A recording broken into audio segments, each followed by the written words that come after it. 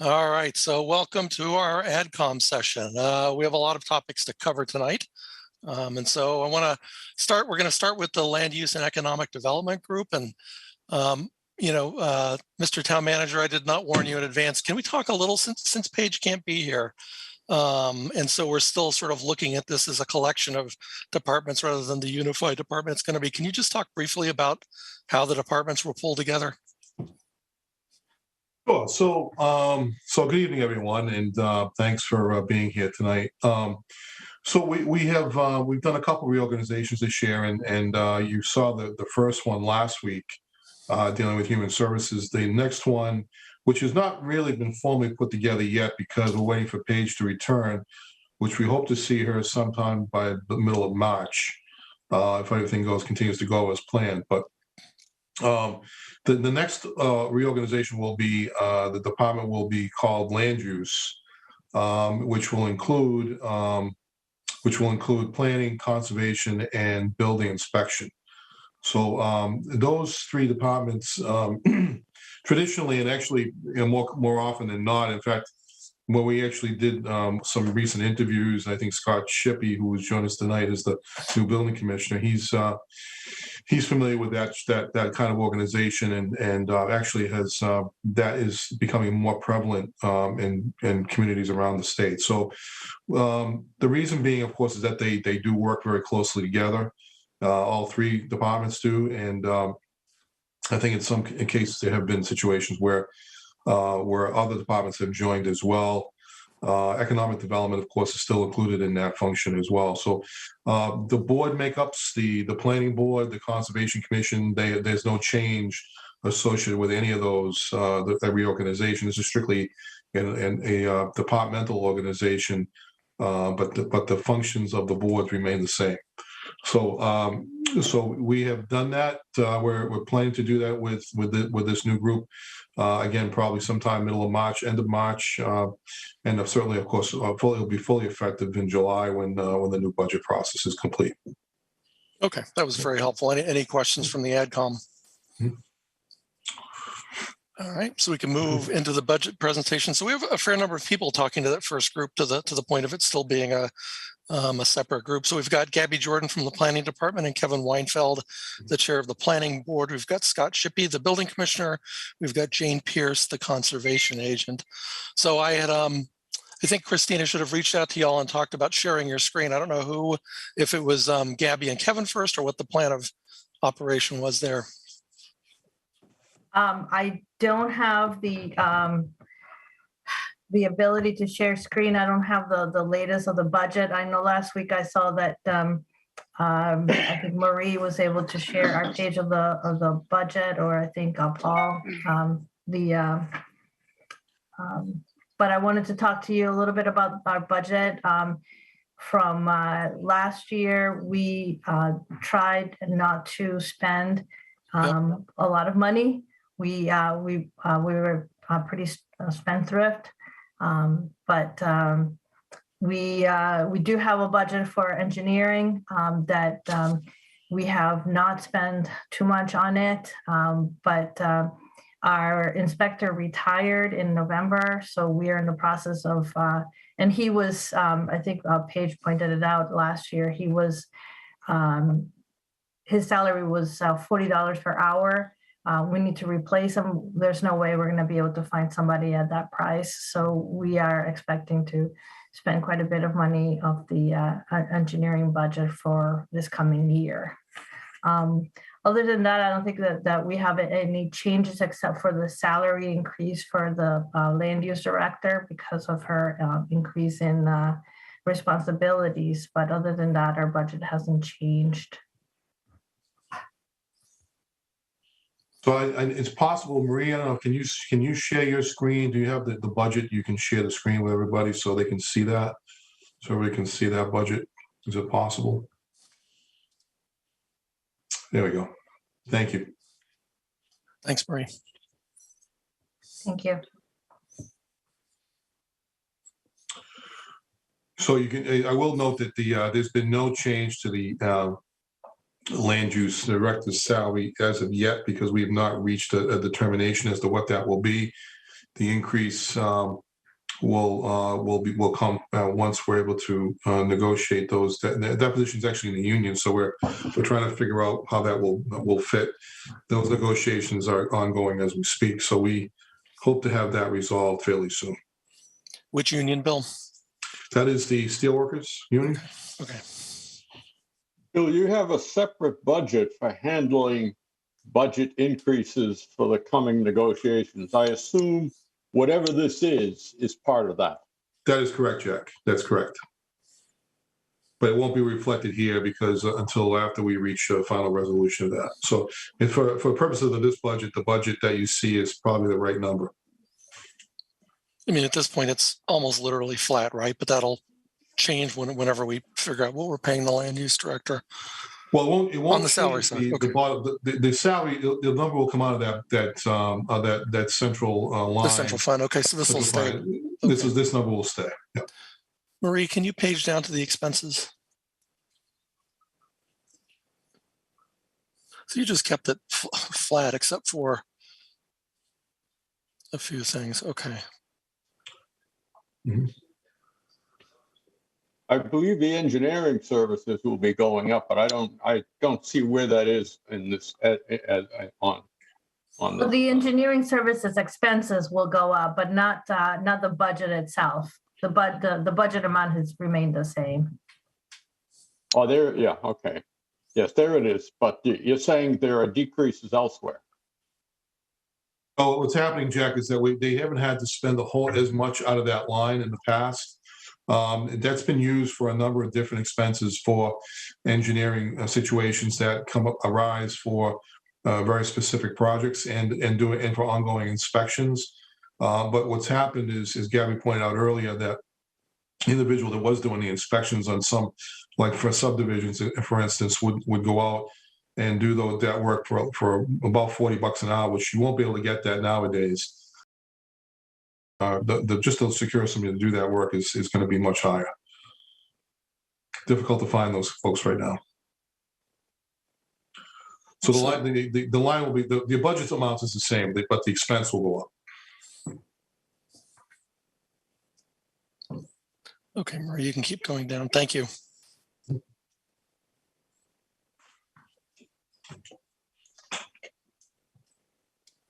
Not much change, even with the things you just discussed. Right. Done a good job of keeping everything pretty flat. Yep. So is that it? So we've got the other pieces, right? We've got the building commissioner and the conservation agent. Are those do we just page down to get to those, or did we just go past the building piece as well? We'll come right to that in a second. Okay. Do you want to? You should probably finish the planning board area first, Paul, before moving on. Well, actually, I stand corrected. That number is they're all in there. All three departments are located in this budget. We combined all three budgets together. So this is what Paige would have presented. Yes. Okay. Okay. I was confused. So I apologize for that. Yep. So were we. So it's all in there, but you can see even with the changes, there's no real significant increase in cost. No change. Really, no change in the conservation. Mr. Shippey, do you want to comment on any of this here? Good evening, everybody. I noticed, I'm new to the game with this budget, so I'm fairly new at it. But as you can see in the, like I can explain the local inspector, how you see it was an increase of 25%. What happened there is we had a permit coordinator. They're no longer with us, and we moved some of those monies into local inspector because of workload that we have. He's a part-time, so those monies came out of the department administrator. So you can see a negative 32 right there. So there's not much increase there as well. So we kind of just like flip-flop roles there. Yep. And that's about it. And the only other increase I think was clothing allowance because we didn't have anything. I think I'm not sure if it's showing it on this. Yep. right there. We increased that because we don't have anything and we're in the public view every day. And we need to be presentable and identifiable.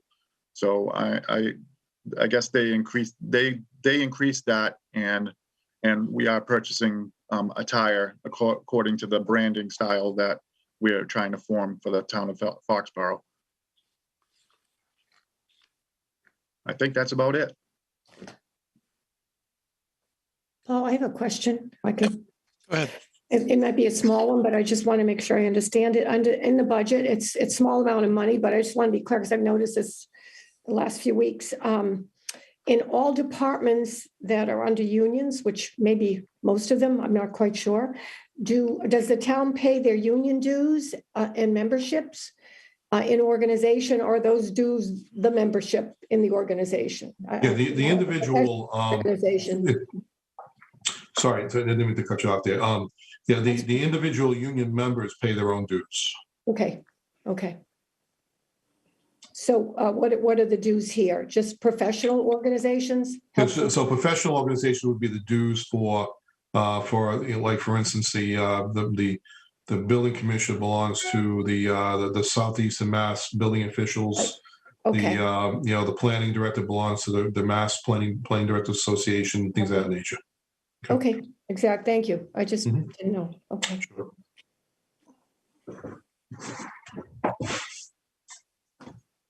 Other questions? Kevin, I didn't give you a chance to throw anything in there if you have anything to add.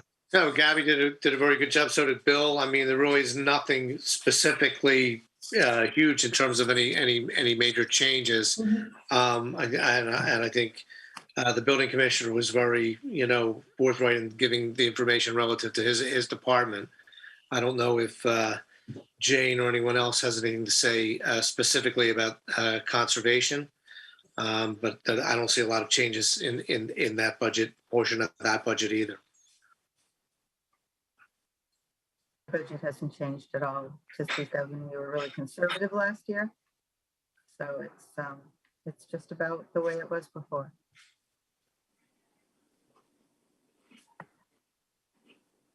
Okay. Any other questions? All right, well, we're going to roll on to municipal buildings a little early. So George, is that you? George Samia? Actually, municipal buildings would be Tony, I believe. Tony sorry about that. And Bill Euchner, I believe. Okay. Sorry about that. I didn't know they were here tonight. He asked me earlier, Yeah. so I didn't realize they were here on TV with us. Are they here? I can't That tell. was just me. Okay, just Tony. Okay, well, Okay. that's fine. Just Okay. me. Sorry about that, Tony. Hi, everybody. It's not personal. All right. So, basically on the budget, I guess we're picking up the fuel for the town, the rest of the town, for the DPW and the police and all that. That's something new that's on the budget. I don't know if you guys can see that, but there you go. My maintenance budget is pretty much, just went up very little. Everything else is utilities and fuel. A lot of it's out of our hands, obviously, but we just try to do a lot of savings with LEDs around the town and everything, cut back on most of that stuff. But the budget pretty much is what you see there, and it's really not too many changes to it. So Especially just the if I could building just, maintenance. if I can just add to Tony's point, when we talk about, you see all the gasoline lines and things of that nature, we put all the fuel into this one department so we can manage it better, and just take it out of the individual departments, and it'll be charged back to this account. We'll still provide reports to each individual department as they use it throughout the year, but this gives us a better central control of that. The heating fuel is the same thing. That's for all buildings, and the same thing with electricity. Except for is schools rolled into this too, Tony? I believe, No. Or is it just strictly town? Strictly town, right? Strictly town, yes. Right. So And so you look at electricity costs, and everybody knows that those numbers are going up. Though we do actually bid that information. We have a consultant that reviews those prices for us year to year. But I think the primary increase on electricity for that, I think it would go to the borough school that just came online in September. And so a lot of those systems are now electrified, and actually that will increase a little bit in the cost there. The one thing that concerns me a little bit is the fuel cost itself. Everybody knows the cost of oil is hovering around $91, $92 a barrel. And that concerns us greatly because that could really spiral that could spike pretty high during the next year if we're not careful. So we're going to have to pay close attention to that, because all our police cars, DPW vehicles, fire trucks, could all be impacted by that. Hey, Bill, quick question on that. Sure. So gasoline, is that all taken from the town pumps by the DPW building? Yes, it is. That's correct. That is correct. So we can track that to the cent, really, right?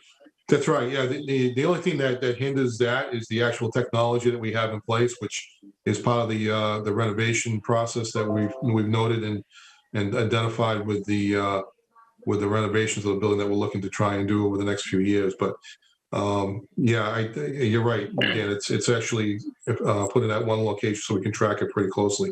We have the challenge is that it gets lost in the budget sometimes, in the individual budget. So we're better off to track it this way. And I've always been inclined to agree when you have these central costs that it's better to have a good handle on them so they don't get absorbed into the overall budgets of each department. So, Hey, quick Bill? question: the Sure. fuel pump maintenance does that have anything to do with the renovations of that facility, or is that specifically to the fuel pumps for that pump? I believe that's the actual fuel pumps themselves, because we actually, some of the equipment is actually pretty bad, and it needs to be upgraded. I would have to defer to Tony or to Chris Gallagher on that point, but I know that they're actually for the specific repairs. But I think it has to be inspected. Stuff like right. that. Well, yeah. They have to be Okay. inspected, but as well as there are some repairs that are due for those pumps. Well, Hey, Bill, Bill. I have a question. So Sure. for gasoline and for heating oil, does the town negotiate a volume discount? How much, and if so, how do you do that, and how often is it renegotiated? And how much of a discount is it relative to what the average person pays? So That was what I was just going to kick in with. Okay, we have a regional. We buy our fuel off a regional bid. We're part of a consortium of about 15 towns, if I'm not mistaken, that buys our fuel and gasoline off of that bid.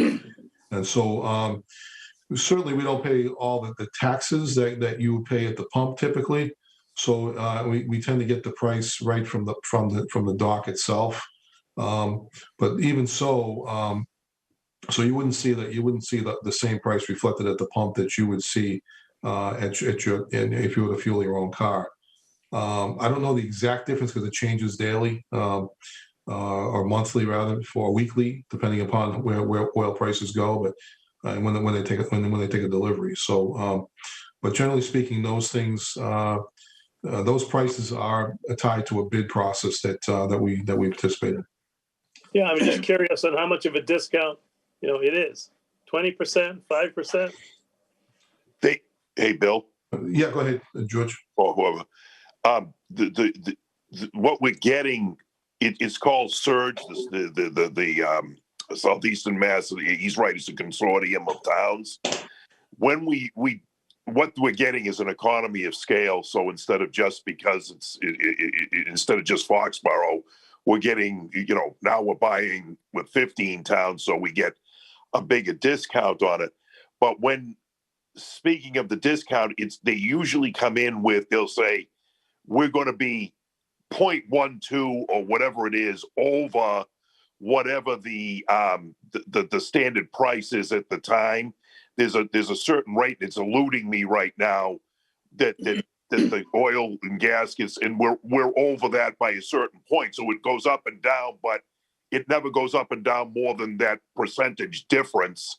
So, I mean, the oil could go up or the gas could go up $1, from that point, but we're only going to be up that same percentage over it. And I know that sounds kind of weird, but that's what there's a standard price that comes out, and then they're quoting, we'll give it to you point such and such over that standard price. Bill, So the actual difference, I can't tell you the exact difference. I'll have to look it up for you and get back to you with that answer, but because I don't have that in front of me. But I would say it's fairly substantial because like I said, there's a lot of taxes that go into the fuel costs themselves, and that gets added throughout the year, throughout every payment. So if we subtract that out, the fuel price is fairly significantly lower, but it's at a wholesale price, so to speak. So, Bill, this is Dennis. Sure. So if you look at electricity, heating fuel, and non-heating fuel, which I guess is a roll-up from a number of departments, and it appears that a lot of them are stepping off of 2021 actual expense. Mm-hmm. And then you have the budget, and then you have the request. My question is, do you think there's enough money there, given what's happened to fuel costs and what's going to continue to happen, in the coming year? Yeah, the answer is probably not. If everything stays as planned, Dennis, I would say probably not. But it's been so volatile that you don't know by the time we actually institute this budget that it could actually be changed again. A lot of the stuff that's driving the prices right now is the Ukrainian and Russian fight that's going on right now. So we don't know. And then I'm hearing now that prices may get that the president is going to try and reduce the price artificially with reduced taxes. So I don't know how that'll affect us in that regard. But I don't know. It's hard to say until we actually start being impacted by that as to what the actual impact will be. But it's the point that we're nervous about because we don't know how much that could be. But that's why you have a reserve fund in case we need to bolster that budget. Well, maybe a different angle on this. I can't see the aggregated amounts from all the different departments and what rate were those either being used at currently versus what you're budgeting for. In other words, if you used 148 for this combined set of categories in 22, was it based on $3 versus $3.50 where it is today? Is there a 10% difference in the price versus what your current usage and budget and current expenses are in the current year? Well, I think what Marie's trying to come up here. Could jump in on that. So just to simplify it, basically what was done is we took what departments currently had in their budget, which came out to be about 125 grand. Mm-hmm. We put a little extra in there, so that came out to be 128,000. And basically the way we'll manage this going forward is we receive monthly reports from the DPW that shows you exactly how many gallons each vehicle and each department pumped. And basically what we'll do is behind the scenes, we'll keep a tally of, each of these individual departments and what they've used throughout the year. And if anyone goes over these amounts that we kind of budgeted for behind the scenes, then we'll charge that overage to them. And then, going forward, once, this is the first year we're doing this. So right now we're just taking simply what the current budget is and just kind of increasing by a little bit. What about snow and ice? 2 years. That was what I was trying to get at, was the rate gap on like per gallon or per whatever over the 2 years, and try and understand whether or not it makes sense. If it's 20% higher, then 125 to 128 won't be enough. You'll need to fill in some more. I think that's what I heard Bill being mostly concerned about was the actual effective rate today. Right. So I think from 1 year, it's a good question, Mike. I don't really, it's hard for us to even predict that. But I would say that, because you went from 22 to 23, the impact was not all that significant, but you go from 23 to 24, 21 to 22, the impact was not that significant, but 22 to 23, there has been a pretty good jump. So at the end of the day, as Marie points out, that we'll be able to absorb some of that in the operating costs, but I think at the end of the day, it's going to be hard for us to, again, I don't think I want to just build money into that until I have a good handle on where that is. We haven't seen prices like this in quite some time. And I think I don't want to artificially build increases into the budget, which could disappear the following year or the year after. So I think if we just gauge it and deal with it as it rolls through, I think we're probably better off to handle it that way for the time being. Fuel's always been one of those really probably volatile things that I really prefer doing it the way that Maria has and Georgia proposed it, because it's better for us to just get a good handle on it and really and see how it's really moving from place to place. But I think the use of the fuel itself hasn't changed all that much. I will say that the police have done a little bit more in terms of patrol, because they're active, they're on the streets, and they're doing a lot more work. But and fire, the concern there is that their runs are going a little bit longer too, because Norwood Hospital is no longer functional right now. So their runs are going into Boston and into Attleboro. More often in Boston than Attleboro, to be honest with you. So that's why you did see a little bit of a step up and increase in terms of fire, but that's based on runs as well as the potential for some increase in that as well. Hey, Bill, John Mahoney, real quick, is the Sure. town subject to any upcoming mandates on buying or switching over to EV vehicles? We're not, but we're seeing that that's starting to creep into some of the federal money that's being sent out. We saw that particularly with respect to the Build Back Better money that's out there now, and we're starting to see that. We're starting to see the guidelines come out for that. A lot of that is they're asking, if you're going to buy buses, you should be looking at electric buses. You should be looking at electric vehicles whenever possible. And they'll provide you probably with more grant funds for those things than they would otherwise. So it's, we have to be conscious of that, because it is starting to change in that direction. The problem is that those electric vehicles are much more expensive, and the batteries themselves are very expensive, and they have to be replaced every few years. And moreover than that, the bigger concern we have is the technology is such that it would be difficult for our current maintenance crews to even to take care of them, because it requires a whole new level of technology and understanding. Bill, quick question, non-heat fuel, does that include diesel?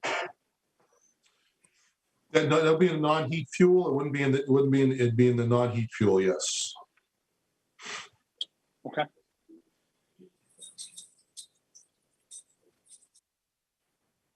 Other questions? So if you take a look at the numbers there, the 128 is the new number that's been added to this budget. The 20,000 is fuel pump maintenance. That was added to there as well because of some maintenance issues with the pumps themselves. And also, if you take a look at electricity is up because the cost of electricity is simply up, period. Also because we want the Borough School on this year.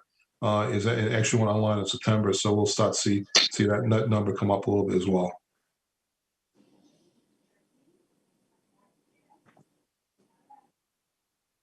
Okay, so Tony, thank you, and Bill, thanks for also walking us through that. Sure. Great. All right. So, Bill, we have one of the biggest sections coming up now, the general government sections and so on. Is Marie going to continue sharing her screen? Yes, if she could do that. We'll start probably with the selectmen's budget and then work down. Can I just throw this out to you? I saw Sure. I saw the Historical Commission chair is online, Sure. probably to present his budget, which is not that significant. It might make sense to just do that real quick and get it out of the way so he can drop off rather than waiting. Well, we actually tied him into our budget this year. Did you? Okay. Yeah. So it Okay. didn't make sense to actually to include because it's a small budget and it's not a lot of changes to it. Okay. So we said let's consolidate these budgets a little bit, and so we made it as part of ours. We didn't reduce their cost at all. In fact, they went up a little bit, just $284. But if Mark wants to say anything, it's entirely up to him. But again, I was just trying to give him the chance to drop off before we go through, a bunch of budget categories. Absolutely. Or not, so we can Well, take I'm it. here. Oh, there you go. Okay. I'm going to unmute the screen. Anyway, I just tried to push it up a little bit. We've had the same 14175 for at least the last 6 years that I've been here. So just kicked it up a few bucks, try to move it up a little. But we're trying to get some work done at Memorial Hall. Having a lot of trouble with COVID with contractors, even some money that we accrued last year. He keeps pushing us off. Told us the other day he's now fabricating the gutters. So we've actually been closed in January and February with COVID concerns. We're going to reopen in March. So taking the time with the hall being closed to do a lot of work on displays. Our other big things would be cemetery preservation, cleaning stones, and maybe looking for some CIP money to do some more work on the stones, as we did a couple of years ago. And we're kicking off a new display for women of Foxborough. And that's about it. That's pretty quiet, especially this time of year. Okay, that was helpful though. Thank you, Mark. Okay. Hey, Mark, John Mahoney, just a curiosity question. The graveyard at Memorial Hall, what is that called? It's the center cemetery. And is that officially full? Are you looking for a spot? No, I'm not. But I read the plaque on it, and it basically said, this was set aside. I think it said it was set aside for town veterans. I was just curious whether that is still something that is open and everybody's been available. buried in there in many years. So I don't think that's a possibility. But I don't know. I have to check the records. Thank you. Okay. All right. So, Mr. Town Manager, if you want to now take it from the top.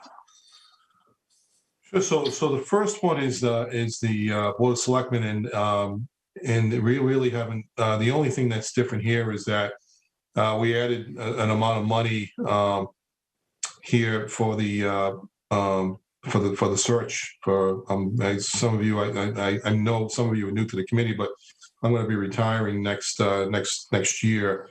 So the search process will actually occur in the next fiscal year, and we'll be looking to retain a search firm sometime in August, September of this current year, and then that process will. I just laid it out for the board. It takes anywhere from it can take up as much as 25 weeks to do this process, because between doing the actual search, the interview process, the committee work, and then also the time it needs you have to give to the new person to actually transition to the town. Obviously, if it's an in-house candidate, then that would not be that much of a change or a difficult thing. But there's also time for consideration there that if it is an in-house candidate, that you want to try and possibly replace that person's position before they start the new job, so you're not starting in a deficit situation right out of the gate. So I think that's really the only major change in expense in that particular budget. Bill? Sure. Yeah, it's Dennis. Good, Dennis. I've done a lot of searches over the years, and 15,000, unless there's another source that'll be added to this, that's a very low amount of money to do a professional search. Typically, unless things have changed, there used to be 20-30% of salary. So I just kind of point that out. So I don't know how that number was developed, but. Sure. So in terms of, I would agree with you if you were using a professional headhunter, so to speak. But there are in the public sector, there are just professional search firms, and all they do is search for town managers or department heads, things of that nature. And I've reached out to several of these firms. There's probably about 5 that will hear from us, that will bid this work here in Foxborough, and they said, each of them said that the price would be somewhere between 10 to 15,000. And so And what happens is that, more often than not, those search processes, if you would say like you're doing a CEO or of a major corporation or maybe a major company, that would include like, bringing the person out, flying the person in, paying all their expenses, associated with the interview, things of that nature. More often than not, in these types of situations, you're going to get somebody that's a Massachusetts-based person. There'll be a few out-of-state candidates, but they'll more often than not just pay their own expense to get here. So also, things have been, the initial interviews nowadays are done through Zoom. So as a result, you don't have that expense as well. But yeah, the number's a legitimate number. In fact, it can range anywhere from 10 to 15,000. I've not seen them climb much beyond that for public sector type of searches, Dennis. So it's a fair question, though. And I realize this is a little far afield, and we can get off in a minute. But typically, like background for those roles. So individuals with that, you'd be looking for somebody who has a master's degree in public administration or related field, any kind of public background. You'd be looking for somebody that has some experience working as a manager in another community, or maybe as somebody who's in a smaller community wants to graduate up to a bigger community, and assistant who's been, who's working at a high level doing all kinds of things at that level to do the work. There have been people in some cases that have been working as city managers that might want to work in a smaller community instead of taking on all the things that go along with a city, which is a lot more headaches than even at this level, but which is hard to imagine, by the way. I don't know how that continues to, how that would even be, but I will tell you that usually you're looking for somebody who has some level of experience running a town, because, and especially in Massachusetts, you have to understand all the laws and rules and regulations that go with that. And there are a fair number of out-of-state candidates that have come here, but they find that the learning curve does take them a little lot longer to get used to how things are done in Massachusetts, because our labor laws are a little different. Our purchasing rules are different, things of that nature. There's different nuances that they have to get used to. Got it. Okay, that was helpful. Any other questions here about the Board of Selectmen budget? And if not, we can move on. So you can see that we didn't do.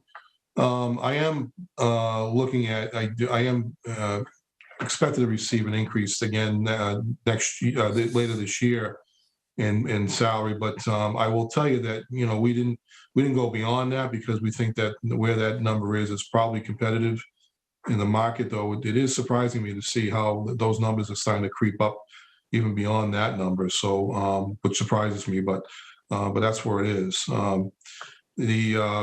As far as the overall wage numbers, they're up under 2%, and that includes all the staff members, who include the assistant town manager, who's also the HR director, the executive secretary to the town manager and the assistant town manager, the HR specialist, communications specialist, which is Christina in our office, and Katie's is the executive secretary. And a few people have longevity. And actually that number went down a little bit because one person moved to another department. So we have, and then the only sick leave vacation buyback is actually under my contract. So it's actually included in, if I don't have to, I can actually get 1 week paid for during the year if I don't use it. Beyond that, everything else stayed pretty flat. We didn't do anything in the other expenses. We kept everything pretty flat, and and you can see that's it's up 0.33%. The overall budget's up 1.74%. So we stayed under the 2.5 guideline as well. Yep. Okay. Happy to take any questions. All right. Keep rolling. Okay. All right, so we'll get into the finance department, and if we go down, if you want to go to the bottom line, we'll show you the differences here. But and I'll have George and Marie show you the overall, show you the changes all. So that budget, this budget here is up 1.95, again, under 2%. But there are differences throughout the year that we move some money around in different areas. But ultimately, we try to keep the overall cost below 2.5%. So I'll turn it over to George and Marie, if you want to just explain the various aspects of that budget. Sure.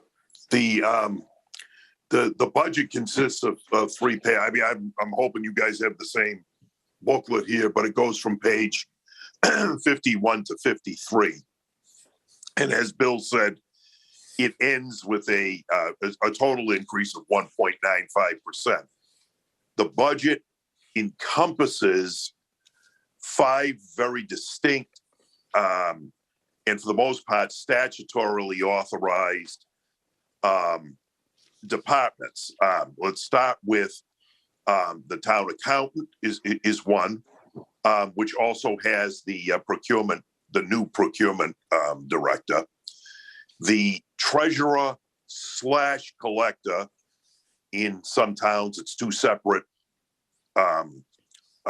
people doing it. In our town, it falls under one roof. The board of assessors and the finance director. If you'll note, if you go down, as Bill kind of just pointed out, there are some dramatic moves. Like if we go just to the second line where it says financial analyst, you'll see a drop of 101,000. Essentially, what's happened is when Marie and I came here about 3 years ago, or getting close to 3 years ago, the office was structured much differently than it is now. And what's happened is we've gone about trying to get proper manpower for all of the statutorily prescribed departments. So what we've done is a lot of internal movement. The first being the reduction of the analyst.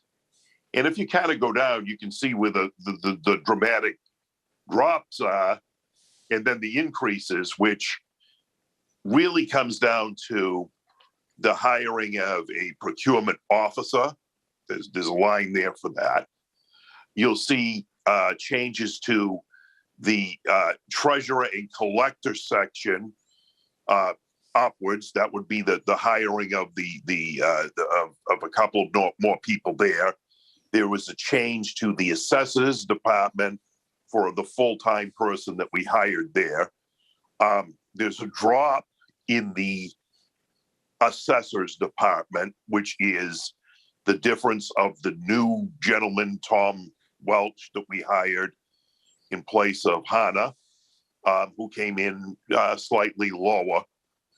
So there are a number of ups and downs throughout the budget, all culminating into a 1.95% increase. Beyond the payroll portion or the salary portion of it, I think there was a movement, a relatively substantial movement into the financial services section, which, and if I'm speaking out of wrongly, Marie, tell me, but I thought that was where we moved some money in for increases into the Munis and the ClearGov packages that we had bought, and I believe they reside in that section. Yeah, so we basically on the expense side, so we have an upcoming Munis upgrade, which also includes having to upgrade or migrate our forms, which our forms are your tax bills, your payroll checks, vendor checks. We have to go through and upgrade all of that. So we added money to the budget to cover that stuff, in addition to obviously the annual costs for the Munis, which covers both town and schools. We have annual costs for the Munis PACE program, which is a a specialized training and support that they provide. So Munis unfortunately doesn't provide any free training. You have to pay anytime you need to get trained, and it's quite costly, but it is needed in several instances. Like, for example, when we need to run W-2s, 1099s, we mostly use it for when we have to complete a major project and we just need some assistance from them. And then what else is in here? So there was an increase to legal services. So when Paula and her group need to do a tax taking, there are costs associated with that. There was an increase to banking fees and then the ambulance billing services. And what we also did was we eliminated the separate town audit budget and we added the line to the finance budget. So overall, you'll see on the expense side, some pluses, a couple minuses.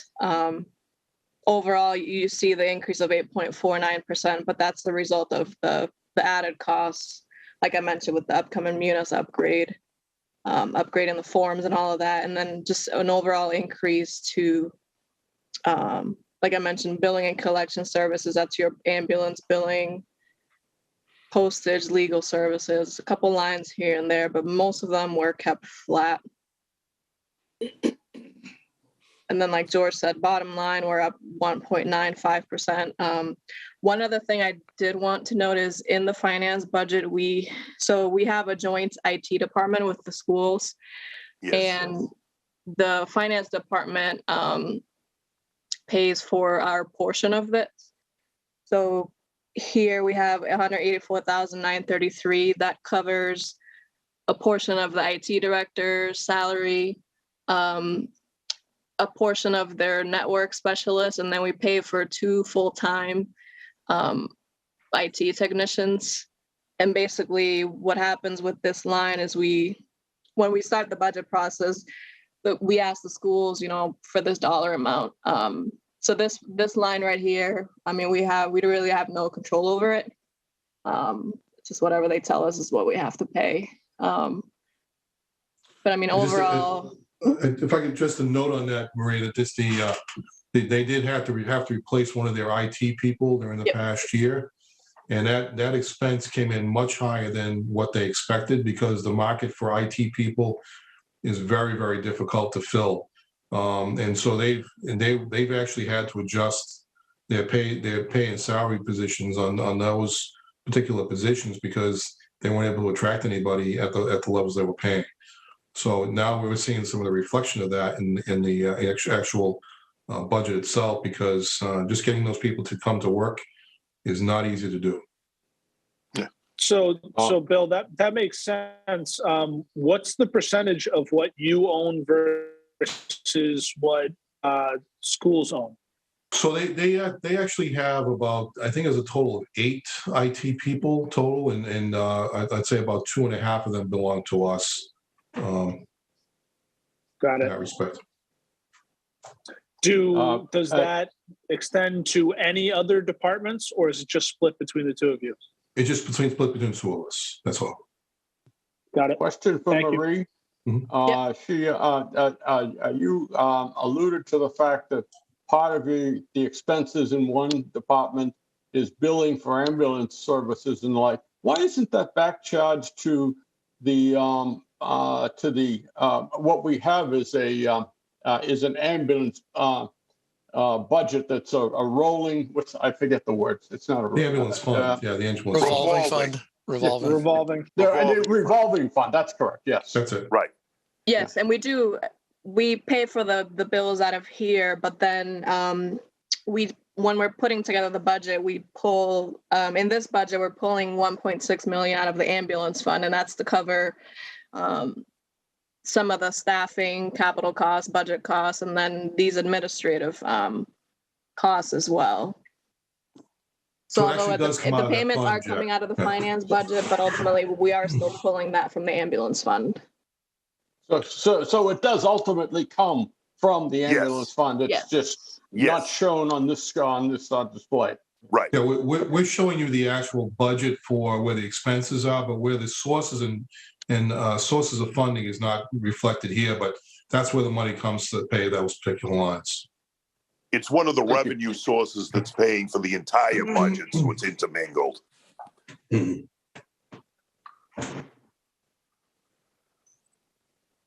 Quick question, one more, Marie, is how often does Munis upgrade? So it all depends on which version that you're on. The version that we're on is being discontinued. So we're kind of being forced to upgrade right now. I guess the good thing about it is the version that we'll be upgrading to will not require any major upgrades after that. It will just be, a small mini upgrades here and there, but not a major upgrade like the one we're having to go through right now. I think the last time the town had a major upgrade, it was just before George and I came on board, which I want to say it was the end of 2018. So does that buy us 4 or 5 years, or does that buy us 10 years? I would say 4 or 5 years. It's hard to tell now, but I'm just wondering. I'd say probably 4 or 5. Yeah. Okay, cool. Thank you. I mean, it's not a massive expense compared to some upgrades, but they sort of, they have control over it, right? Because they have to provide the resources to do it.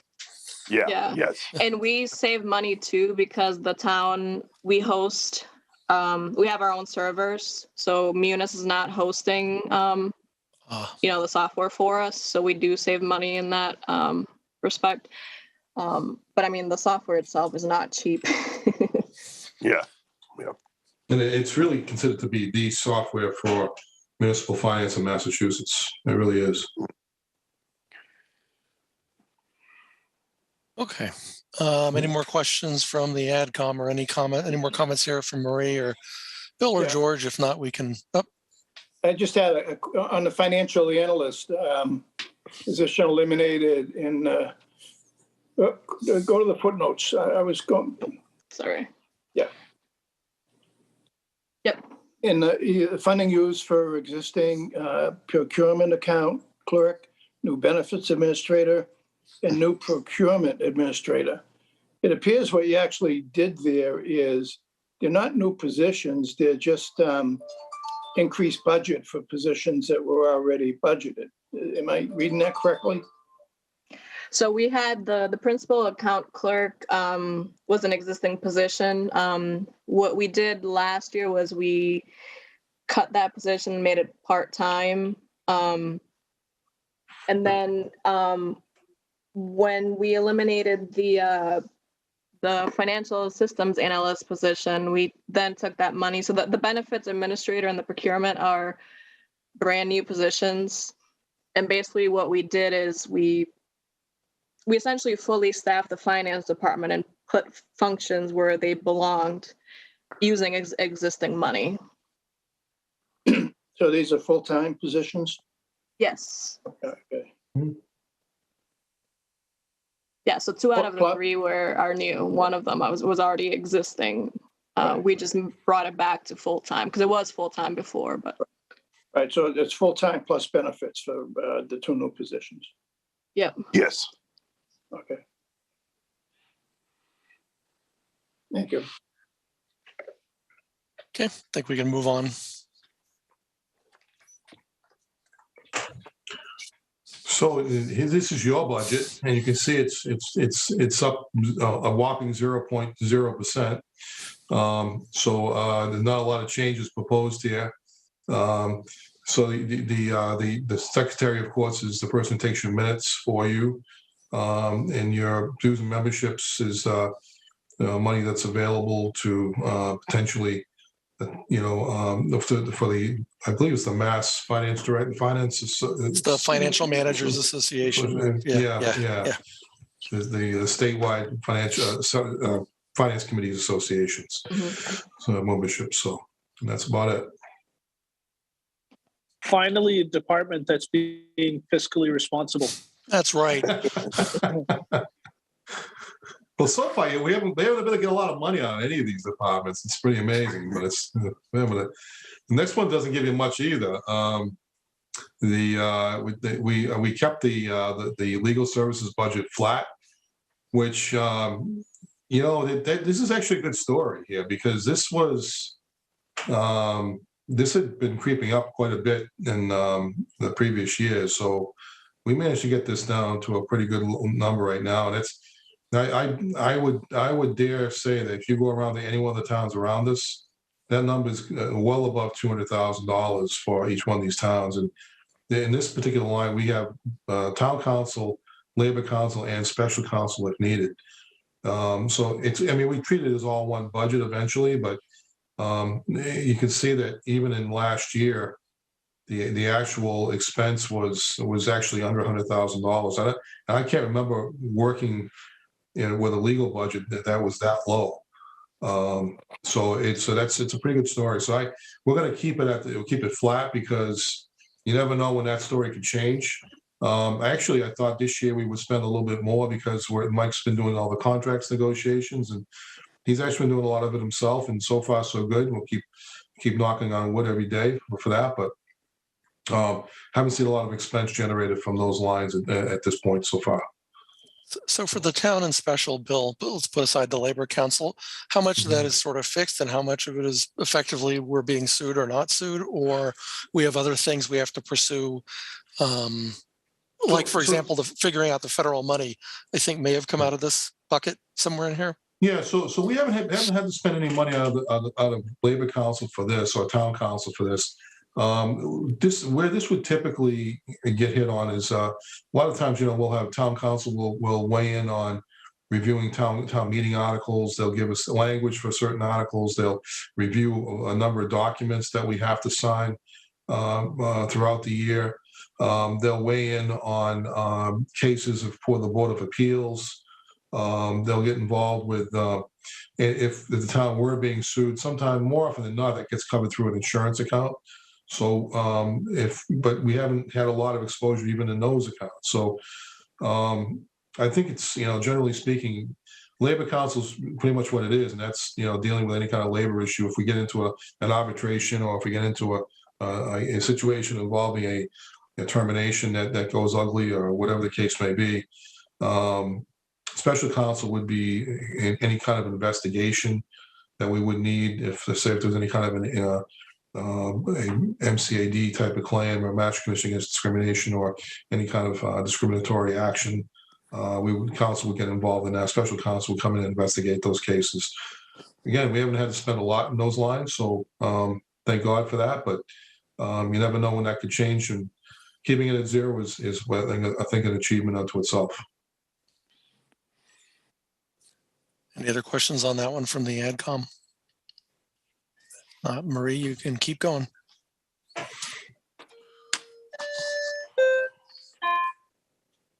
Okay, so this is the GIS line. I'm going to have Marie or George speak to this only because I know that they work with there's a lot of different IT service contracts involved with this, and it's not just GIS per se, but I'll let Marie or George speak to this. Yeah, so this budget here, basically the $18,000 increase that you see. So we took the website line out of the finance budget and moved it over here. And then the other IT service contracts is the line where we pay for the People's GIS annual fees. Currently, we have Board of Health inspections and selectmen on that software. And now we're adding fire to the mix. So that's the bulk of that $12,400. What also gets paid out of here is our HR onboarding software and the Rainbow cost, which is the town's equivalent of Zoom for hosting meetings and things like that. Can somebody talk to a little for the newer AdCom members what gets supported by the GIS budget? Yep. So the People's GIS, the Board of Health, inspections and selectmen use it all for any permits. Selectmen, they use it for, town manager's office uses it for their licenses and permits. same thing with inspections. Fire's looking to also do their or have their permits done through People's GIS. And basically what the software allows you to do is it eliminates the paper and it allows people to pay online using a credit card as opposed to coming in person and paying with a check or mailing a check. I mean, there's a lot more that the software does. I'm sure, I don't know if Bill can add any more to that. So I'll just, yeah, thanks, Maria. That was, so the, for instance, in the Board of Selectmen's office, we have all the alcohol licenses, all the licenses and permits for parking lots, for special events that occur throughout the year that may require a fee. All the permitting would be done through our department. And there are a total of 212 licenses, different licenses that are issued each year through the department. And Katie Lang pretty much runs that entire process through GIS. The building department does all their permitting, all their building permits, all their electrical, water and gas. The gas permits, electrical permits are done through People GIS. The Board of Health does all its inspections through People GIS, as well as septic system inspections. All those things go through that process. Fire is being added because of all the inspections they do throughout the year in terms of boilers. They look at occupancy levels and different, and they inspect different new developments for occupancy loads, things of that nature. So there is a fair amount of work that goes into each of these things. By putting it all online, it does a couple things. It does make it a lot more efficient to issue the actual permits. But what's even more valuable is the cross-sectional analysis. So if somebody sees something that's not correct, they're able to actually one department's able to contact the other fairly quickly and notify, because everybody gets notified when the license is up for consideration, or the permit's up for consideration. So it actually works out pretty well. And then go ahead, Jack. 2 questions. Does it make sense to add the licenses that the town clerk issues? And secondly, speak to security of this system, the online security. Sure. So 2 different questions. Yeah, sure. So the licensing done for the clerk's office, potentially, Jack, the thing is that they use a separate package, I think, that's done through the statewide clerks association. They use a separate permitting process for that. So I'm not sure if it would be compatible to what they do, but eventually we'll get to that point. And certainly if that does make sense, we'll certainly look at that. As far as the security measures, that's a #1 priority throughout the entire community right now. In fact, Foxborough was named as one of the cybersecurity communities in the state. Well recognized for all the training we've done on this, as well as the measures we put in place to protect our systems town-wide. So I think that Aaron High would be the better person to answer that question, Jack. But I will tell you that we rank really high in the cybersecurity area, and again, just recently being named one of those top communities in the state for that. I think the reason for the question is not a week goes by until you read it online that some community has just been scammed $1 million for some reason. That's exactly right, and there's different ways you get in, because you can get in through the website, you can get in through the different transactional softwares that occur where you charge money, things of that nature. So you're right, it's something that we do, but we put a lot of measures in place to protect against that. So it's a good question. Any other questions? Oh, sounds like you can move on. I just have to jump down. I think we'll probably get into the insurances now.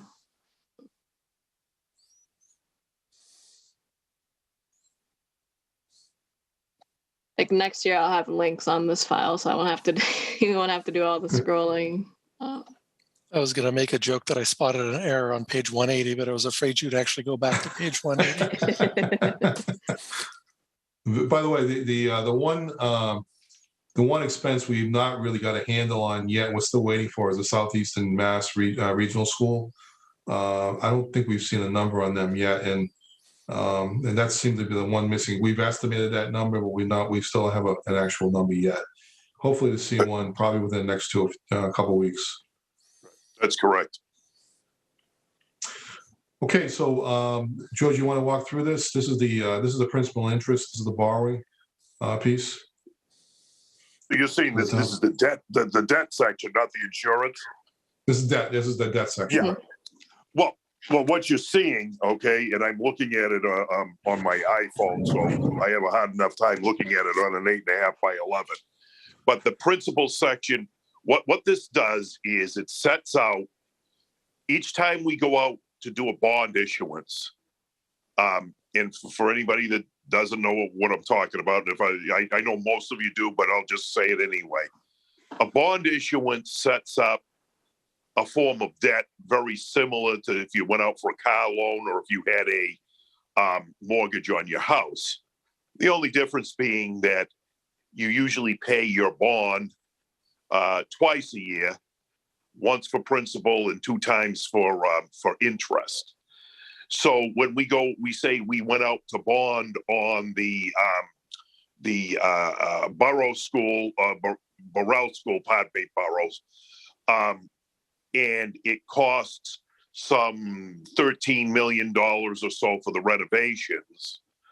What you'll see on this particular page, or several pages, is the debt side of that particular payment, and I can't really see it at this moment, but it's like some $500,000 or so on the principal side, and some $500,000 or so or $400,000 or so on the interest side, bringing it in or around $1.1 million that we had to pay in each fiscal year until it is paid off in about 20 years. So it's more than just that. And you have your town hall on there that you did. You have renovations to the Ahern School. There was a library renovation. And the first section, of course, is the principal. The second section is the interest. And right here, it's basically you're just seeing it for the last couple of years. These payments usually stretch for a number of years from the time that they're done. So like if we did one this year, it'd probably be for about 20 years, because these are large ticket items. You don't usually do them for just a couple of years. Otherwise, you pay them outright. So most of our bonding is for 20-year periods. They're not all done on the same year. So there are going to be certain things that fall off earlier than other things are going to fall off, depending upon when they were done. And the only other thing I might add, and I hope I'm not just adding another layer of confusion or anything to it, is when we go out to bond, sometimes what we do is we do what is known as a debt exclusion, which means you are making a mini override for the purposes of paying on a yearly basis the principal and interest of that bond. And you are asking permission to override the limitations of the cap of Proposition 2.5 until that bond issuance is paid off, at which time the debt exclusion disappears, as well as the payment, as opposed to a regular override, which you say, hey, we're going up $1 million, and it pretty much stays there until the end of time, unless you do an underride to get rid of it. I just threw that in case somebody had a question on that. So for some of the newer members, you'll see that, and Maria, if you just scroll up a little bit here, if you take a look at the various build various projects here. You'll see the Ahern School, that was an exclusion. There was 2 exclusions for the Ahern School. They had to go back and get some additional money because they ran short on that project. So they had to come back and get a second exclusion on that one. The same thing with the public safety building. They had to go back for a second one. You'll note that in the borough school, it actually was that's the newest one that we've had. But in this particular, there's no exclusion after that because we did not exclude the debt and service on either that project or town hall. And this is primarily for the newer members because a lot of and I apologize to the other members who are aware of this, but we did not exclude the debt in either one of those projects, which in itself is fairly extraordinary because most towns can't fit that into their budget. It's difficult for us to continue to do that. I will tell you that because it does impact your overall ability to. It does put downward pressure on the overall budget. And actually, it does squeeze your position on your free cash. So you can actually, you'll see that the good news is that some of our debt's rolling off. And so we're starting to see some reductions in that area. So we should actually, that should help us a little bit. But it's going to be hard for us to do another project of this significance, a new building or a major renovation without doing an exclusion to pay for it because it just isn't enough room in the budget to do that. Now, having said that, if we get to a point where there's a major development up on Route 1, the craft group has been talking about doing a multi-million dollar, probably close to $1 billion development up on Route 1. If that happens, you'll see that will actually help our position and put us in a much better position to deal with those kind of concerns. So I think we're going to be okay in the long term, but for the short term, it's going to be tight for us to continue to do something. But there are different strategies you can use, and there are some exclusions rolling off, which means that if you were to do another exclusion, that the impact would stay relatively flat to the taxpayer. They would not be impacted any further. It would just effectively replace debt for debt. So it would take it out a little bit longer, but you would end up with a new project without being impacted significantly. I might dovetail on what Bill just said in that to do what the town did, number one, is impressive, okay, but it does present a challenge. But the unfortunate part is the very year that we began the challenge of dealing with, building that into the budget without any debt exclusion was also the year we got hit between the eyes with the COVID mess, and so it's made it a double challenge. So we're at the point now where you see there's a lot of exclusions listed there, but and there's a few that are not. So that means we're able to do some things within the budget and make it work. Right. But overall, the total budget for debt service is down by about 4%, or about $145,000. And Bill or George, I was looking for my copy of the debt schedule and could not find it, but do we know off the tops of our heads when the next one drops off? Well, there's a couple coming up. I think the high school is coming off in 24, 25 in that range. Okay. And I think the Ahern Middle School is coming off right behind it, if I'm not mistaken. Oh, I see Marie looking. Yeah. Okay. So you'll see my new drops every year. But I mean, when you're looking for something substantial that will actually benefit us, and I think it's more like Bill said, 23, 24, something like that. Yeah, the Ahern comes off in 25. The high school renovations, I stand corrected on that. It's the next big one is the public safety building is off in 25. Yeah, a lot of big stuff dropping off. It's dropping off. Okay. So you're going to have those two new projects alone will yield you close to over $500,000 in debt service. So that will provide you with the ability to do another project if you wanted to without impacting the tax rate. So that's something to think about. And to put it in perspective like that, you're probably talking about a $15-16 million project at that point. Now, one other point, and this is again for the new members, Foxborough has a AAA bond rating, so which was the highest you can. It's actually higher than the United States government. So, which means that our rates. The last time we borrowed, which was for the water department, some water debt that we just recently did. That was we did bonds that were sub 2%. We were around 1.8%, if I'm not mistaken, 1.7%.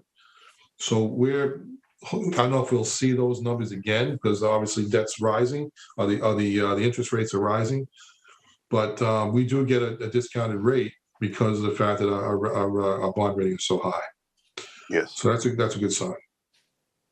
That's a really good factor. Hey, Bill, Sure. say these projects drop off, which give us the opportunity to maybe some new projects or things address the need.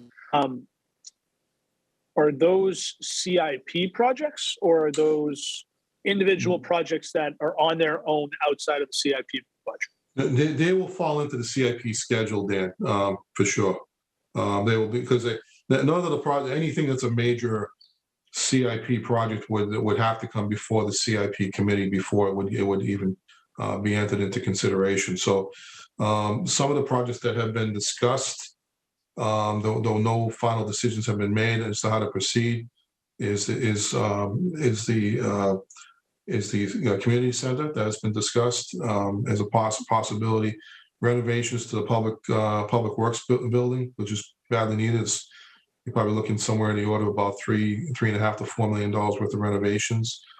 The community center is coming in around $11 to $12 million in terms of estimate. The Taylor School will be the next major school project, but you're probably looking 6 to 7 years out in terms of that project. And then after that, there's one other one. There was four. The fire substation that's been talked about or to be located somewhere in the north side of town. So actually, the south side of town, close to 95, because it's obviously that particular location would be better for call response, obviously. Where now the trucks have to go all the way through town to get to 95 responses into any response in that side of town. Isn't that the point of SEMREC? Sorry, Jack, go ahead. Isn't that the point of SEMREC? Sorry, Paul. No, SEMREC only provides the call response. So they're a 911 center. They just do the actual 911 calls.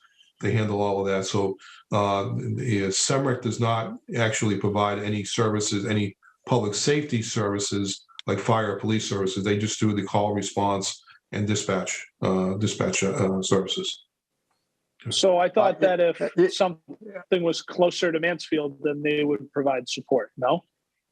So actually, we actually provide support interchangeably to each other, but there are times when even that gets challenged because of the fact that both Foxborough and Mansfield are dealing with their own calls, and then they have to bring in a third, and then it also comes into play more often than not if you get a response on 95.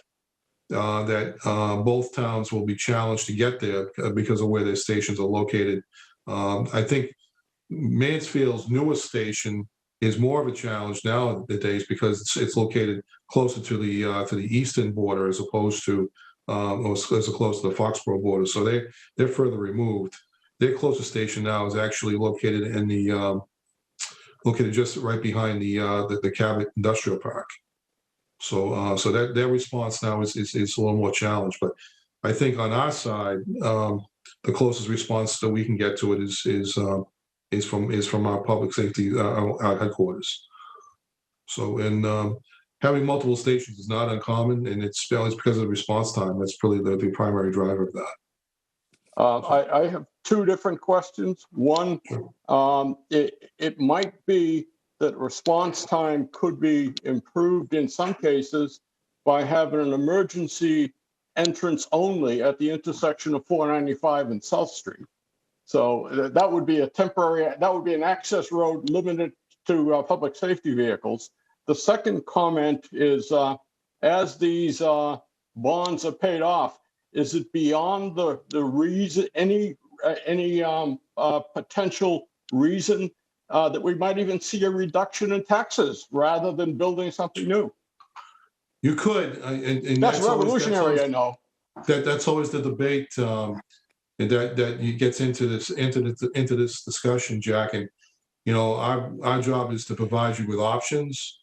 And at the end of the day, if the town decides that they choose not to spend any more money on projects, then I think that they end up that's the will of the community. But that would mean potentially a reduction in taxes if that were to happen. That said, those needs for services, et cetera, and improvements, those don't go away. In fact, they get. It's a fact that those expenses become more expensive over time. So I think sometimes you have to consider that. So, well, I have a all right, very basic novice. Can I ask a very basic novice question? These bonds all pay down over periods of time. There's no bullet ends on the end of it. It's not like all principal due at the end. It's all paid down over the course of the bond. And is it all fixed? I'm just trying to understand the character of the bonds that we issue. We've been trying, like take you to the last one that we just did, or the last two we just did. There are a number of ways you can do it, where in some instances, working with your bond counsel, you could say, hey, let's do a whole bunch up front and then have it diminish over the years so it's getting lighter and lighter. Or you could say, hey, we don't have a lot of money now. Let's do it small at the beginning and have it increase till the end. We have chosen usually to do what they call a flat line, or a level, where it's it does fluctuate a little bit, but it's genuinely flat from the beginning of the payments to the end. With some minor fluctuations to make the interest work out for the bank, but it's pretty much straight, so that there's no surprise by the, like you kind of just indicated at the end, like Jesus, don't we get some big payout at the end? It's kind of pretty much what you're seeing now is what it'll be next year and the year after until it's paid off. Okay, I think you answered my question. You got my point. I was just trying to determine whether or not in 25 you had a set of bullets where you have 3 bonds maturing at once and you had a big bulk payment. Okay, thank you. Right. Yeah, you can actually see that in the Borough School, particularly. It's pretty flat in terms of the payment. You'll see the library renovations. You actually see a diminishing payment on the library and town hall. We front loaded the interest on both those bonds a little bit to actually reduce it over time. But yes, the way George explains it in the Borough School, we actually flatlined it in that one because it made sense to do so at the time. Excellent, thank you. You're welcome. Anybody else? We're happy to move on to the next one. Pensions and insurance, I think. Pensions, I guess, is what we have. Is that okay with you, Mr. Chairman? Yeah, please. Okay, great. So pensions this year, this is the charge that goes to Norfolk County. The town is part of the Norfolk County pension system, so we pay into that. We pay into this. This is a number that they provide to us every single year, based upon what the overall cost of the pension system. You're paying really 2 factors here. One is the ongoing cost of the pension system, as well as the outstanding debt on the system. So the outstanding debt right now is we should be able to pay that down between somewhere around 2030, 2031 in that range. And it's actually interesting, closely aligned to the OPEB debt, which is going to run into that same type of time frame. We're due to see an overall evaluation of the pension system's debt in this coming fiscal year. And we get a new assessment, a new evaluation every 2 years. I suspect, given the performance of the stock market and the financial systems, that we should see a pretty good bump and maybe a step down in terms of how much is actually due left on the overall debt service on the pension system. What's significant about both those comments, the OPEB retirement debt of the debt, and as well as the pension system, is that if we pay off both of them in the same time or roughly within a year or two of each other, that provides the town with a significant bump in additional revenue. So because right now we're paying somewhere probably close to $3 to $4 million extra in terms of just paying down the OPEB and pension debt systems. So if we're by doing that, that provides additional additional capacity within the budget to spend on other things such as capital needs, things of that nature, or operational needs. So you will see a reduction in terms of obligation of both the OPEB as well as the retirement assessment in the coming years. I mean, George and I won't be here to see it, but Marie might see this happen, and some of you may see this as well. So, but I do think that's coming, and it could come sooner rather than later. Of course, could fluctuate. This year has been a pretty volatile year in the market, but all due respect to what people are saying, and all the prognosticators are all saying that they, even despite the ups and downs of this year, they're still expecting the market to be up, which means that's good news for our investments on those two major cost centers. When you say we're going to get an actuarial report in this fiscal year, like pin that down for me, like when should we actually see that? That's a good question, Mr. Chairman. I wish I could tell you exactly when that's going to be, because all my colleagues are asking the same question. Okay. We just don't have that number and have that estimate yet, but we hope to have it. I would think I don't know if we'll have it before town meeting or not, but hoping that we will, which will give us a good story to tell, or just to let people know that we've still got some work to do. But hopefully that won't be the case. I mean, realistically, he won't move the interest rates a ton, right? He's looking at long-term payouts, but anything that's an improvement is a benefit to the town's payout schedule. So, right, no question. Yeah. Okay. All right. Going on to unemployment compensation, we're keeping that number flat. We did have a little bit of a bump in 2020, and that was primarily due to COVID related, COVID driven. We did see some expense in 2021, of course, but we didn't actually exceed our budget. The budget for this year is we're going to keep that number flat. Some of that was offset by additional state and federal revenues, so we didn't actually incur a major impact to the budget, even during the COVID years. So we were able to offset a lot of that. So I think we're going to be in pretty good shape. Right now, we're not anticipating any major layoffs, but if that were to come into play, obviously, we would have to take another look at this budget. Okay. All right. Now going on to group insurance. This is the health insurance number, and the number that's near and dear, I think, to Dennis's heart. So, because Dennis has been in that business for a long time. So we're looking at 2.7. Our estimate was a 2.75% increase. Unfortunately, I will tell you, we're going to have to make an adjustment on this line, because I just spoke with our health insurance folks yesterday, and they said that the number is going to come in around 4.07. So just about 1.25 up from what we estimated. However, I do think that this should largely be offset by increases in state aid this year. So I do think we shouldn't be impacted too significantly by even that change in cost. So and that's primarily due to the fact that with some of our claims were up the last year and a half. Last year, we actually got money back from our insurance because what had happened was a lot of the major hospitals couldn't actually provide the optional services that they typically do. Because everybody was so caught up dealing with COVID cases, and they couldn't really bring people into hospitals during the difficult time. So that kept the cost of claims down rather significantly. However, we've seen a little bit of a tick up in the past year, because people are going back to see their doctors and having those optional surgeries done that actually are quite beneficial to the hospitals as well, but it also impacts the rates.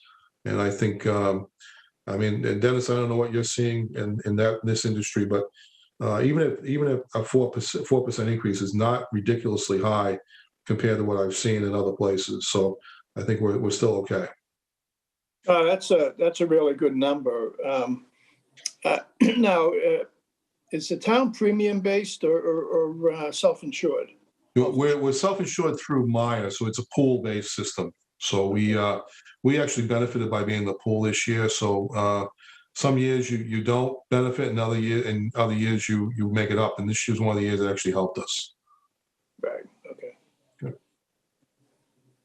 We're all individually rated, but we all pay into the same pool. Okay. All right, moving on to risk management. So right now, we're not anticipating a major increase in this. In fact, there may be a little bit of a change here, but they're trying to hold these numbers down as much as possible. We had a good number on our workers' comp, so we're not looking at a major increase here. Comprehensive liability and public and property is really the area that you may see a tick up in costs a little bit, but right now we're not anticipating any major changes in these numbers at this point. So we may see a little bit of a movement here, but not one that I'm going to raise an alarm for at this point in time. Do all these have a common renewal date, or what's the effective date, or when will you know? Yeah, they all become effective July 1, and we're starting to see the actual numbers come in now, Mr. Chairman. So like I said, we just got the number yesterday. I had gotten some preliminary numbers from Maya and they told me that, where we stood. And so that's the reason why I'm fairly comfortable with these numbers. The health insurance number was one they gave to me just a little while ago, but again, I'm not inclined to do a lot of changing of numbers at this point in time, because I do think the longer we wait on some of these things, they may just figure themselves out anyways. So I'm not that overly concerned about it. Question on ambulance attendance liability. Yes. Is that effectively medical malpractice, or is that, for example, automobile ambulance accidents? No, that would be liability for the attendants themselves if they were performing a service on an individual. Okay, so it's more medical than. Yes. Yeah. Okay. Thank you. All right. Bill, I say this every year. I continue to be impressed with the workers' comp rates for an organization the size of the town. Yeah, thank you, Dennis. I think it's something we are all very proud of, and we work really hard at that because and a lot of the employees do the credit for this, because they do a lot of training and they take a lot of personal pride in doing things as safely as possible. It doesn't turn into a major cost concern to us like some places, and there are plenty of places that have a lot of significant claims that can really drive those numbers up. And we've had a couple of bad years, there's no question about that, but they tend to be more individual claims as opposed to a significant number of claims, which is, I think, really the major concern. You can just have a bad luck situation, it happens, but if you have a lot of claims, that's usually a symptom of the organization, and I think we're just not seeing that. So that's a good sign. Right. I mean, the other thing I'd note, Dennis, is it's been an unusual time that workers' comp rates have been dropping in most states over the last 4 to 8 years. So we are catching some benefit from that. We certainly are, and it's surprising to me too, because the cost of providing medical services continues to climb. But I do think you're seeing, but our actual modification is below 1 now, so or one or below, just below 1. So that keeps our costs down pretty significantly. You get up above 1, 1.2, 1.3, you're going to pay some serious premium. And Massachusetts also penalizes those high experience mods additional to what you normally see. So yeah, it's great where you are. Right. Yep. That's right. All right, so the reserve fund is really controlled by the AdCom. This is the event that in the event that we need it. We only had $7,000 in actual expenses in 2021. I think that was relating to, I want to say it was electric lights, if I'm not mistaken, or street lights, if I'm not mistaken. And then back in 2020, we didn't have any. So we're folks have been doing a pretty good job of managing their budgets. So the numbers that you're seeing is what you get at the end of the year. And then more often than not, you get a pretty good turn back if everything goes as planned. This past year because we had so much money come back on the health insurance side, we were able to turn back a significant amount, which actually has ended up in free cash. And so does everybody understand what free cash means at the end of the year? It's like a year-end fund, which basically is your balance as to what isn't been spent and hasn't been committed to. All right, moving on to salary reserve, and this basically, this number is up at 275 this year. That's because all the contracts are up this year. So this is the amount. This is where we will draw from the contract settlements, and if there's any kind of shifting in salaries, et cetera, we will draw from this fund to get us through in 2023. So if there's any increase in salaries for cost of living adjustments, things of that nature, those are not reflected in the actual budget lines, but they will be transferred into those lines once those contracts become effective. So we don't front load those budgets. We keep them as is until we know what the exact number is. Hey, Bill, can I ask a question on this? Sure. Should this line item level out eventually?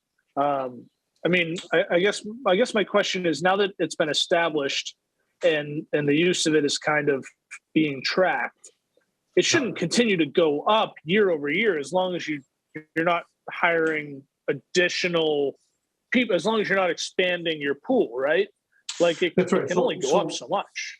So you probably won't see, you may see, if I'm not mistaken, Marie, feel free to jump in on this, but you may see that number come down next year because this year, none of the contracts are settled. So, but once those contracts are settled, they will be reflected in the budget. Right? Is that fair to say that? Yes. The beauty of this line is the fact that prior to Marie creating it, what we were doing is we'd say, okay, Department A, B, and C, this is what their salaries are, okay? Then we'd come back later in the year, go to free cash, take the money out, which basically skews the budget. I mean, you can account for it.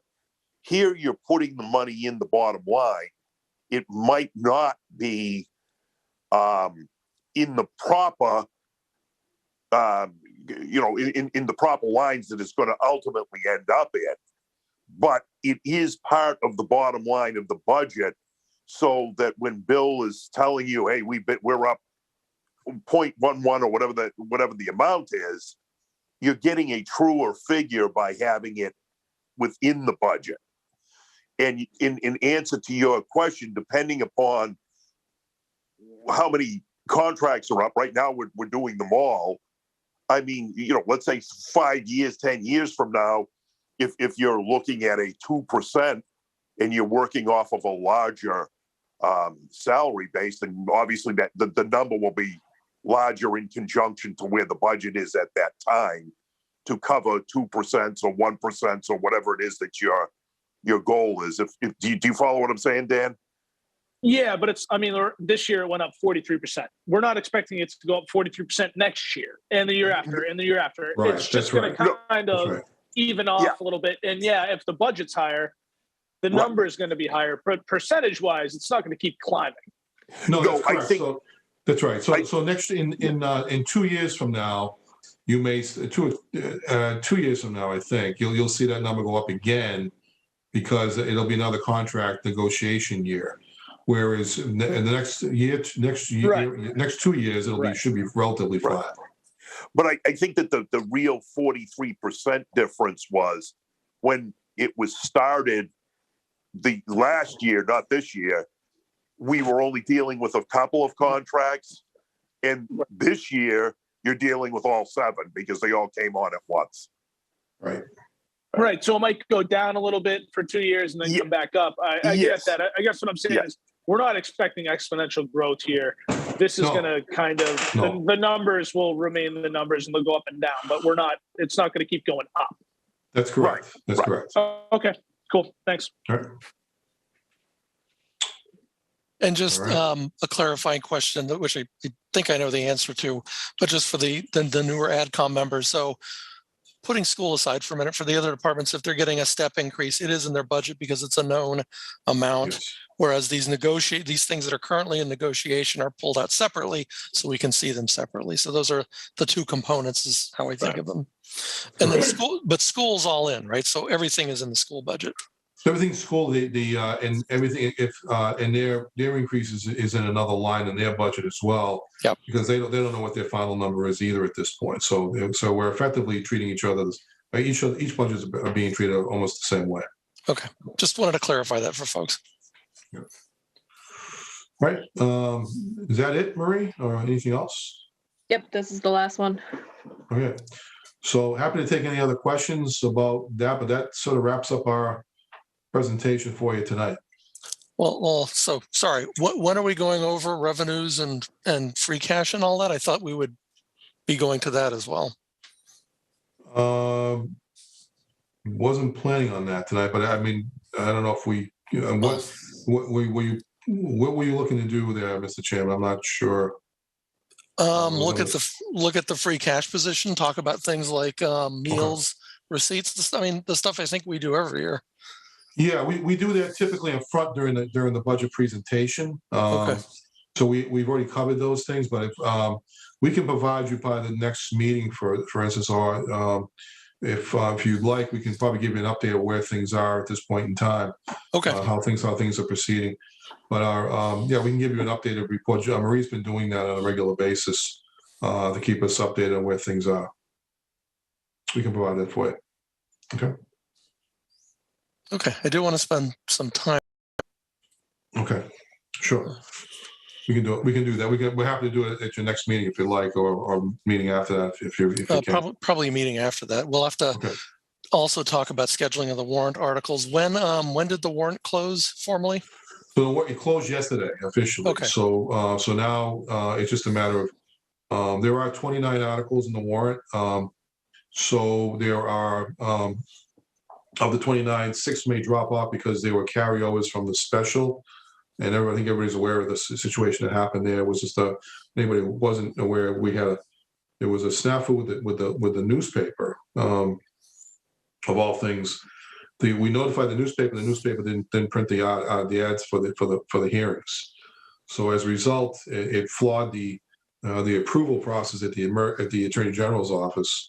So we're trying to work with them to try and finalize that, and Bob Cutler's been working directly with the AG's office to try and rectify that. But if we can't rectify with them, though, I will say I'm feeling a little bit more encouraged than I was a few weeks ago about this.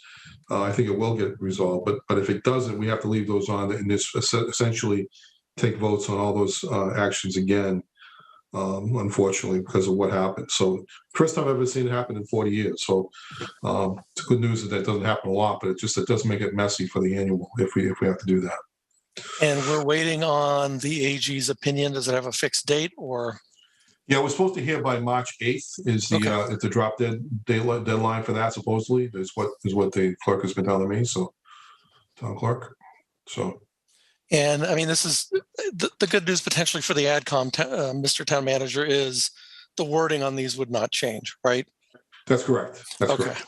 Okay. That's correct. Yeah. So, and all 6 articles that were acted on, the zoning articles that were acted on at town meeting, all 6 would have to be acted on again, even though one of them was defeated. And the reason being is because if they were flawed in terms of how they were presented, in other words, there was no hearing for them, then it could be argued that it should not have been acted on at all. Okay. Right? But because it was acted on and it was defeated, it still would, it's still like it could come back and be defeated. That's not the issue. The issue is that it has to be done properly. Okay. Okay. And then so you're cleaning up the warrant right now. You're going to send me a copy fairly soon. Can I share that? We'll get you a copy as early as tomorrow. Okay. We're just trying to kind of get it all out, everything out to everybody tomorrow. We should be able to have it for you, and then you can start looking at those. There's 3 petitioned articles this year, which is the most I've seen. I think almost in my lifetime. I haven't seen more than 1 or 2. and one deals with, I think it's discussed these. Did I review these last time? You did. You talked through Okay. them, so I Okay, great. Yeah, so I won't take any more time on. And the rescission of the marijuana law and the introduction of Yeah. a new one. Okay. Exactly right. So that's up for consideration this year, and more to come on that front because there's a lot to that discussion. We'll see how that all plays out. Okay. All right. All right. Any other questions from the AdCom on those topics? Nope. Okay. Sounds like not. All right. Thank you, Mr. Town Manager. Thanks, Thank Finance you. Director. Thank you a lot, Marie. I know you keep getting called on impromptu and having to scroll through that. So thank you. We appreciate it. Happy to help. Thanks, everyone. Thanks. So anything else you need from me before? Nope, you can drop off. Mr. sign Shippey off? can Okay. drop off. Yep. Okay, great. Have a great night. Have a great night, everybody, and thanks for all your service. Bill. Appreciate Thanks. it. Have a great night. Hey, everybody.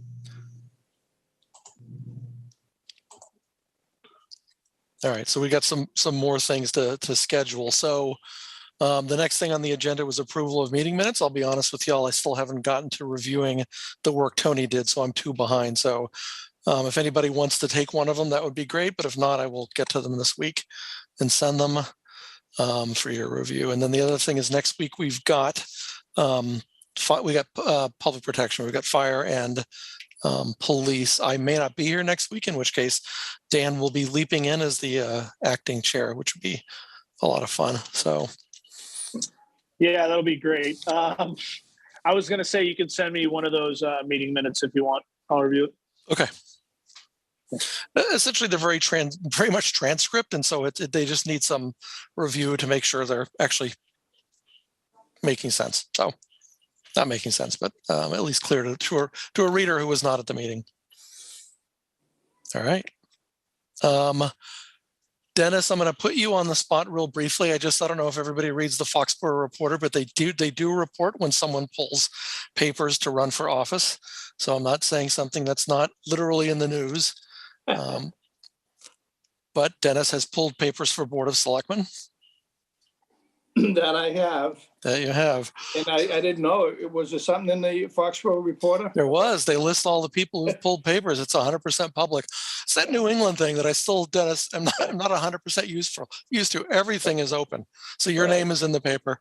Well, I'm in Maryland, so I didn't see it.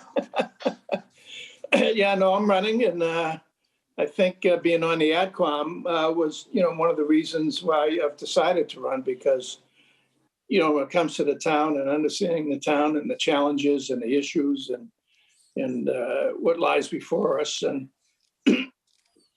I don't think the pandemic is over, or I don't think we're going to be free of pandemics in our lifetime. Let me put it that way. So a lot of reasons for wanting to help at a higher level, but it's all because of what I learned at AdCom over 3 years. And I've described it as drinking from a fire hose, really, in terms of what we deal with at these meetings. That tonight is a good example. But yeah, it's an opportunity for me to do something in the community where I live. I've always volunteered in other communities where I've worked. I've been very activist when it comes to that. But I never had the time to really do it in the community where I live. So whether it's AdCom or the Board of Selectmen, we love Foxborough. Laura, my wife, loves Foxborough. We really found a home here. And I'd really like to, really give back, as much as I can to the community where I live. That is great. I agree with you on AdCom being a terrific sort of precursor to Board of Selectmen, right? It's just so the budget is so complex, and some of us were here the first year a few years ago, and some of you are now new, and you just feel like you're dropped into it, and there are a million things going on, and acronyms and cherry sheets and free cash, and it's just takes a little while to absorb. But it's good to have people like that on the Board of Selectmen. Logistically, just so everybody knows, the moment Dennis actually turns his papers in, I have to remove him from the AdCom, which is unfortunate. And then he would also be removed because he's my appointment to the Personnel Board. He'd be removed from that. But my sense is that's close to being wrapped up. ish, Yeah, to I the mean, extent you can talk publicly. Right, right. So, so I'll leave it at that. Yeah. It's a gray area here in terms of what I can say and what I can't say. Yeah, fair. I have a campaign committee, and you may be approached by some people on the campaign committee in terms of signatures, but I think I'll leave it at that. That's good. So we'll keep everyone posted. I would have. It's my recollection, Paul, that the last person who ran for Board of Selectmen from here took a leave of absence, didn't resign. Really? Yes, yeah, I'm not sure, but I believe that to be the case. Would that be so that if the election didn't succeed, they could return? Is that the idea? That's correct, yes. Okay. Yeah, Okay. but once again, I'm not a lawyer. Yeah, the code, I think, is pretty clear that he has to step down, but who knows how things happen in town, Jack. So I'll be talking to Frank anyway, and I'll just Yeah, make Frank's sure. the final arbiter on that. Yes. I think it might be up to the chair, Paul. Okay. I have unlimited power, sure.